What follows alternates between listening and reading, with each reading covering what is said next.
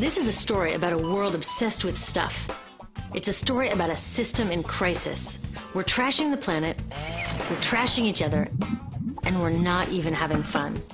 The good thing is that when we start to understand the system, we start to see lots of places to step in and turn these problems into solutions.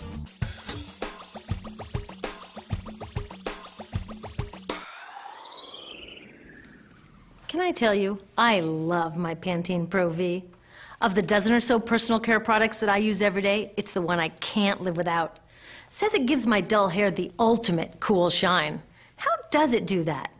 I was wondering that while I was lathering it in my hair one day, so I read the ingredients right here. Sodium lauryl sulfate, tetrasodium EDTA, methyl isothiazolinone. What is this stuff? I took this list to some scientists who know how to read it. Turns out my Pantene contains a chemical linked to cancer. And lots of other products in my bathroom, from sunscreen to lipstick and even baby shampoo, also contain chemicals linked to cancer or other problems like learning disabilities, asthma, and even damaged sperm. Like most parents, I try to keep my family safe. But now I find out my bathroom is a minefield of toxins? What are we supposed to do? To find out the answers, we have to go back to one of the key features of our materials economy: toxics in, toxics out. If, at the factory, you pour toxic chemicals into a product, like baby shampoo, you're going to wind up with toxic baby shampoo, and toxics in workers, communities, and, babies. So let's take a closer look at this toxic outrage where it seeps into our lives every day, in the bathroom. The average woman in the U.S. uses about 12 personal care products daily. The average man about 6. Each product containing a dozen or more chemicals. Less than 20% of chemicals in cosmetics have been assessed for safety by the industry's safety panel, so we just don't know what they do to us when we use them. Would you fly on an airline that only inspects 20% of its planes? Of course, not all of these chemicals are dangerous, but we know that many are. Some are carcinogens. That means that they can cause cancer. Others are neurotoxins and reproductive toxins, proven to mess up brain development and reproduction in animals. Wait a minute, we're animals too. It's like a giant experiment. We're using all these mystery chemicals and just waiting to see what happens.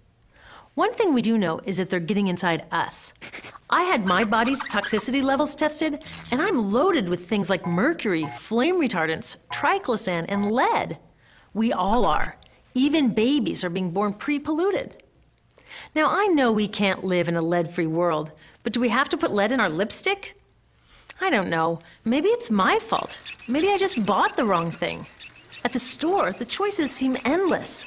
I can get lipstick in 49 shades, or shampoo for hair that's too dry, oily, fine, limp, or frizzy. But what about the choices that really matter? Like the choice to buy products that are safe? It turns out the important decisions don't happen when I choose to take a product off the shelf. They happen when companies and governments decide what products should go on the shelves. So who are these companies? This is Procter & Gamble.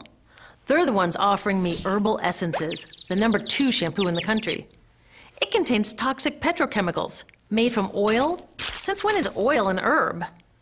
On cosmetics labels, words like herbal, natural, even organic have no legal definition. That means that anybody can put anything in a bottle and call it natural, and they do. I mean, can you imagine a top seller called Petro Essences? Gross. What's even nastier are hair relaxers marketed to 5-year-olds and skin whitening creams. These are super toxic, both in their ingredients and in the message they send about what beauty is. Ooh, here's Estee Lauder offering me a chance to help find a cure for breast cancer. That's nice. But wait, they're also using chemicals linked to cancer. Don't you think the best way for Estee Lauder to fight cancer is to stop using those chemicals in the first place? So really, I get to choose between meaningless claims on a bottle. But these guys get the real choice about what goes into those bottles. And that happens back here, at the factories where they're formulated. Why do the makers of these products use all these toxics? Are they trying to poison us? No, they're just working from a 1950s mindset when people were totally swept up in better living through chemistry. In all that excitement, they forgot to worry about human health impacts. That was years ago, and they are still using these same old toxic chemicals. Today, big cosmetics companies say the doses of poison in their products are small enough to be harmless. Yeah, maybe if you use them once a year. I guess they never get out and see that their products are being used and combined with other products every day.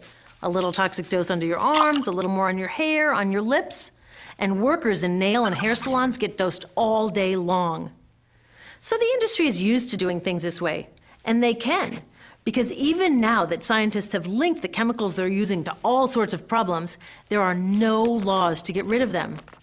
You're thinking, really? Come on, nobody's making sure that the stuff we smear all over our bodies is safe? Nope. The FDA doesn't even assess the safety of personal care products or their ingredients. Since 1938, they've banned just 8 out of over 12,000 ingredients used in cosmetics. They don't even require that all of the ingredients be listed on the label. Now, this is an example where we can all agree a little more government action would be helpful. This lack of regulation leaves a huge hole that the cosmetics industry is all too happy to fill. They set up their own committee to self-police their products, and compliance with their recommendations is voluntary. So the cosmetics industry is making the rules and then deciding whether or not to follow them. So you see, it isn't our fault that these toxic products are in our bathrooms. It's a whole broken system that's ignoring the simple rule: toxics in, toxics out. But we're not helpless. There are resources online that we can use to protect ourselves by identifying the best possible choices in the store. But the real action is with people working to change the system. Because if we really want to solve this problem, we got to start here with these guys. Women, parents, workers, people all over the country are demanding that Congress pass a new law, giving FDA the power to make sure that our personal care products are safe. We need common sense laws based on the precautionary principle. That means that when you're dealing with hazardous chemicals, just err on the side of caution. Let's not debate how much lead should be allowed in lipstick. Just get the toxic chemicals out of our products. Smarter laws would force companies to get past that old 50s mindset and figure out how to get us all clean and shiny without toxic chemicals.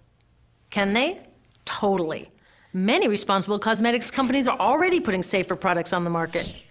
Green chemists are developing substances that are designed to be safe and non-toxic in the first place. European governments have required the removal of many toxic chemicals, and companies have figured out how to comply. When cosmetics are reformulated to be safe and labeled honestly, then we can feel comfortable with the choices available at the store. We can choose bouncy hair or full hair, shiny lipstick or matte. We can even choose to feel beautiful without using 20 products. But we'll know that whatever we choose, the most important choice, the choice to be safe and healthy, has already been made.